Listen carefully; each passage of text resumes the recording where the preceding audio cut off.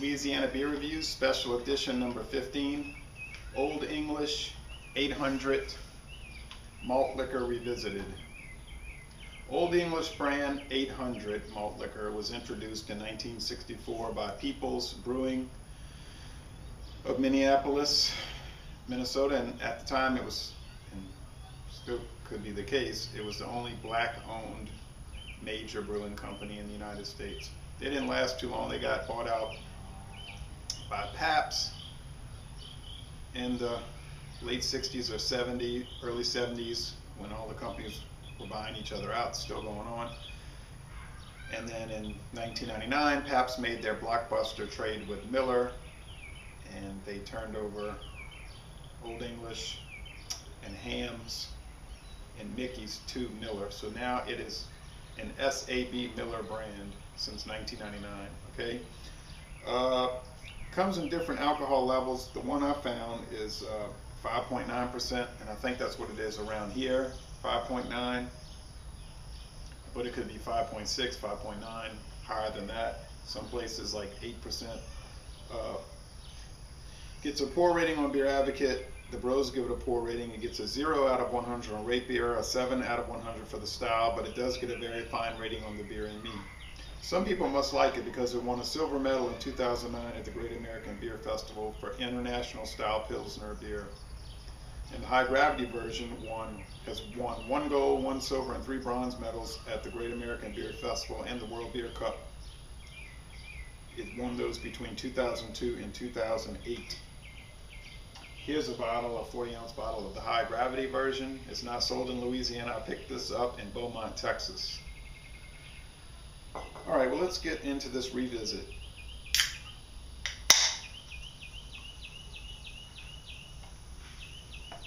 There's the sun.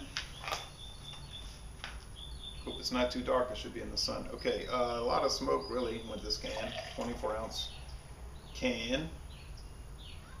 The old cans back in the Pabst days in the 90s said charcoal filter. Now they don't indicate that now. Old English 800 is very widespread in Louisiana. You see it in 16-ounce cans, 18-ounce bottles, these big 24-ounce cans.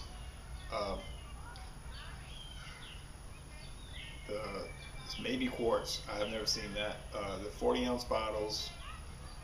No 12-ounce cans. I've seen that in other places. And oh, you do see the 12-ounce cans, but up in Shreveport in the 12-pack, not around here. All right, you get a typical thick, stark white head, clear, bubbly, golden appearance, a little more golden than straw. I was reviewing the Country Club, that was more of a straw. This is not much more golden though, really. It's almost as light, especially with the sun keeps going behind the clouds. All right, if you ever get a chance to go to the Cincinnati Reds ballpark, Great American Ballpark, go. It's excellent. It's an A-rated ballpark. I went there once in 2004.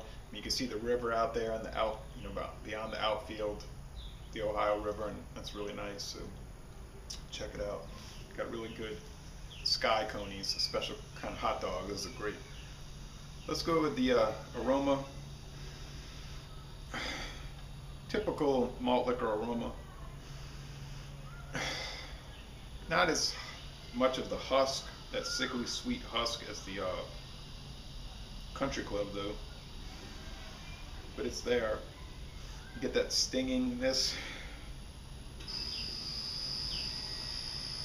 Mostly it's just a beer, standard American style lager beer flavor aroma. Let's go with the taste.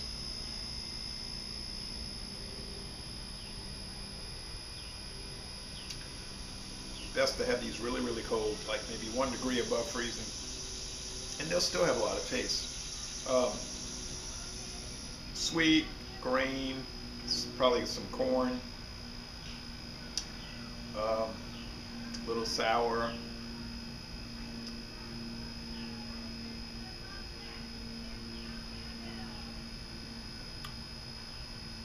Not a whole lot of hop bitterness. The IBU is probably around 15, maybe 17, but I don't think it's too high. the website, I could have checked that on that IBU.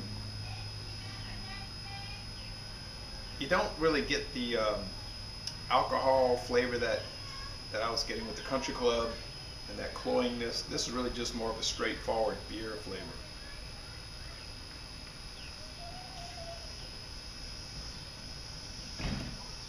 Except it tastes a little bit stronger than, say, like Miller High Life or Pabst Blue Ribbon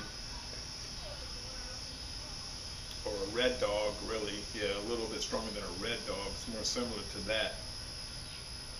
The mouthfeel is light to medium, maybe heading toward medium. The finish is crisp, clean, refreshing. It's so dry, like these American-style adjunct lagers.